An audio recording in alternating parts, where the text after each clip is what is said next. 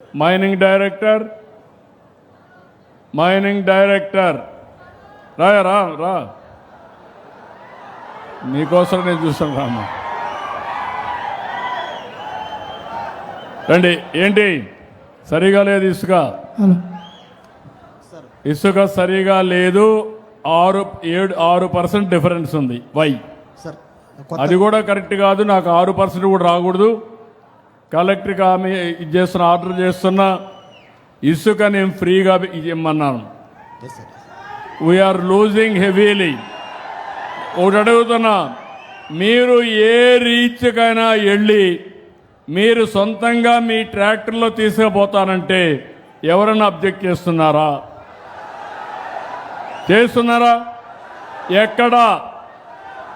నేను I'm very clear. అక్కడ జరిగితే మాత్రం నీ ఉద్యోగం పోయిందా? నేను ఒక పద్ధతి ప్రకారం చేసినప్పుడు ఏ ఒక్క వ్యక్తికి నష్టం జరగకూడదు. కలెక్టర్ కూడా చెప్తున్నా, ఏ ఒక్కరూ అడ్డుపడకూడదు. ఇసుక అనేది స్వేచ్ఛగా తీసుకుపోయి మీకు అవసరమైన కొద్దికి మీరు వాడుకోవచ్చు. వేరే రాష్ట్రాలకు పంపడానికి వీలు లేదు. స్మగ్లింగ్ చేయడానికి వీలు లేదు. కానీ మీరు రాలేకపోతే అక్కడ మాత్రం ఒక వ్యక్తికి ఇచ్చి ఎంత ఖర్చు అయితే ఎంత పెట్టమన్నా అది కూడా ఎప్పటికప్పుడు సూపర్వైజ్ చేసుకోండి. నేను ఈరోజు 1,000 కోట్ల రూపాయలు రాష్ట్రానికి ఆదాయం పోగొట్టుకుని రైతులకు ఇచ్చిన ప్రజలకు ఇచ్చిన హామీ ప్రకారం ఉచిత ఇసుక ఎన్డీఏ విధానం అని మరొకసారి మీ అందరికీ విజ్ఞప్తి చేస్తున్నా. Be clear. ఎక్కడ తీసుకుపోమన్నా ఫ్రీగా తీసుకుపోమానండి. మీ నిబంధనలు ఎక్కడ ఉల్లంఘిస్తే రెగ్యులేట్ చేయండి తప్ప మీరు లేనిపోని చేయొద్దండి. యూరియా అవైలబిలిటీ అగ్రికల్చర్ డిపార్ట్మెంట్ లేనట్టున్నాడు. 65% రాష్ట్రం ఉంటే జిల్లా 62, తాడిపత్రి 61 తగ్గింది. Be careful. అంగన్వాడీ 6-36 నెలలు, ఇది 80% రాష్ట్రం ఉంటే మీ దగ్గర 74, నియోజకవర్గం 75. మీ వాళ్ళు సరిగా పనిచేయడం లేదు. Be clear. మీరు స్ట్రీమ్ లైన్ చేసుకోండి. సమర్థత చూపించాలి మీరు.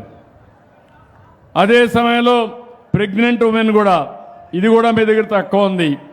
లాక్టేటింగ్ ఉమెన్, ప్రెగ్నెంట్ ఉమెన్ రాష్ట్రం అంతా 80% ఉంటే మీది 73, ఇక్కడ మాత్రం 74. ఏపీ ఎస్ఆర్టీసీ సర్వీసెస్ రాష్ట్రంలో 53%, 53.77. మీ దగ్గర 47, 45. బస్ సర్వీసులు కూడా బాగాలేవు. ఆర్టీసీ డిపో మేనేజర్ ఉన్నాడా? రమ్మా.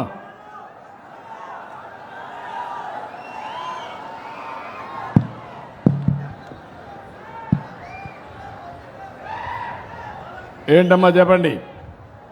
సార్ నమస్తే సార్. చెప్పమ్మా. నమస్తే సార్. మీ బస్ సర్వీసులు కూడా కొంచెం వీక్గా ఉన్నాయి. బస్సుల్లో సర్వీస్ అన్నమాట. కండక్టర్ల ప్రవర్తన కానీ అవన్నీ కూడా కొంచెం టైంకి రావడం కానీ పంక్చువాలిటీ కానీ ఇట్లా కొన్ని ప్రాబ్లమ్స్ ఉన్నాయి. దాన్ని మీరు స్ట్రీమ్ లైన్ చేసుకోవాలి. 6-7% ఉన్నాయి, అవి కూడా స్ట్రీమ్ లైన్ చేసుకోవాలి. అదే సమయంలో ఇరిగేషన్ కూడా రాష్ట్రం అంతా 60% ఉంటే అనంతపూర్ 47, ఇక్కడ కూడా 47 ఉంది. ఎంత చేసినా ఇంకా లోటు ఉంది. దీన్ని కరెక్ట్ చేయాల్సిన అవసరం ఉంది. మీకు ఇరిగేషన్ మీద శ్రద్ధ ఎక్కువగా ఉంది, దానికోసం అడుగుతున్నారు. ఇక్కడ కూడా ఆఫీసర్స్ ఉన్నారా? ఇరిగేషన్ ఇక్కడ లేరు. నువ్వేనా? ఇటు రండి, ముందుకు రండి.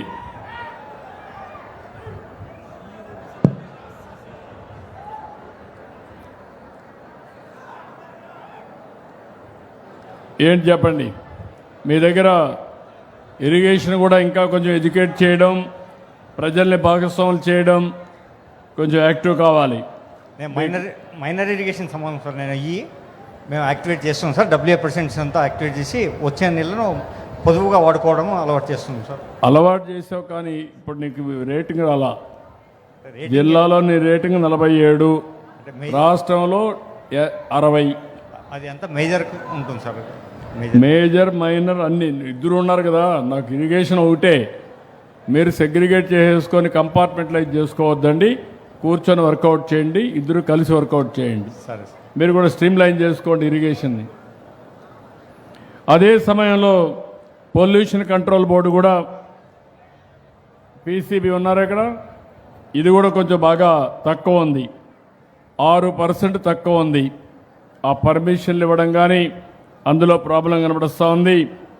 ఇంకొక పక్క శాప్ కూడా తక్కువ ఉంది. స్పోర్ట్స్ ఇది కూడా బాగా లో ఉంది. స్టేట్ అంతా అట్లే ఉంది, ఇక్కడ అట్లే ఉంది. ఈరోజు నేను ఇక్కడ చదివినప్పుడు మీరు చూశారు, కొంతమంది బాగా పనిచేస్తున్నారు, మంచిగా సేవలు అందిస్తున్నారు. వాళ్ళందరినీ మీరు గట్టిగా చప్పట్లు కొట్టి అభినందించాలి. ఎవరైతే బాగా చేశారో వాళ్ళు ప్రోత్సహిద్దాం. ఇంకొక పక్కన కొంతమంది ఇంకా ఇంప్రూవ్ చేసుకోవాలి. కారణాలు ఏమైనా కావచ్చు. వాళ్ళు ఇంప్రూవ్ చేసుకోవడానికి నేను ఒక క్లాసిఫికేషన్ కూడా తీసుకొచ్చాను. కొంతమంది సూపర్ అచీవర్స్, కొంతమంది అచీవర్స్, కొంతమంది పర్ఫార్మర్స్, కొంతమంది లర్నర్స్. వచ్చిన ఫీడ్బ్యాక్ని బట్టి 4 కేటగిరీ చేసి మీకు ఎప్పుడెప్పుడు పంపిస్తాం. మీరు కూడా ఇప్పటి నుంచి, నేను కూడా రేపు రాబోయే రోజుల్లో ఈ 4 కేటగరైజేషన్లోనే పిలుస్తాను. పిలిచినప్పుడు మీరు కూడా ఎక్కడికక్కడ జాగ్రత్తగా పనిచేసి మనం అందరం కలిసి ప్రజలకు మెరుగైన సేవలు అందిద్దాం. ప్రజలకు కూడా ఒకటి విజ్ఞప్తి చేస్తున్నా, మీలో కూడా మార్పు రావాలి. అధికారి పైన వ్యక్తిగతంగా ఆరోపణలు చేయడం కంటే బాగా చేస్తే బాగా చేశారని చెప్పండి, బాగా చేయలేకపోతే బాగా చేయలేదని చెప్పండి. నేను మీకు అండగా ఉండే బాధ్యత నాది. నేను ఎన్నికల కంటే ముందు చూశాను. నేను ఎప్పటికప్పుడు ప్రజల్ని ఐవీఆర్ఎస్ అడిగేవాడిని, అదే మరి అభిప్రాయ సేకరణ చేసేవాడిని. అది చేసి సీట్లు కూడా కరెక్ట్గా ఇచ్చేవాడిని. దానివల్ల మీరు ఒకసారి చూస్తే ఎప్పుడు రానంత మెజారిటీలు వచ్చాయి. 100కి 94 మంది ఎవరిని పెట్టినా గెలిపించారంటే దానికి కారణం అభ్యర్థుల ఎంపిక దగ్గర నుంచి మీ అభిప్రాయ సేకరణే కారణం అని చెప్పి కూడా నేను మీ అందరికీ తెలియజేస్తున్నా. ఇప్పుడు కూడా మీలో అలాంటి మార్పు రావాలి. ఎవరు మీకు సహకరిస్తారు, ఎవరు బాగా పనిచేస్తారో వాళ్ళు బాగా పనిచేశారని చెప్పండి. రాజకీయ నాయకులు కావచ్చు, ప్రజాప్రతినిధులు కావచ్చు, లేకపోతే అధికార యంత్రాంగం కావచ్చు. అదే మరిగా అపోజిషన్ కూడా మీరు గుర్తుపెట్టుకోవాలి.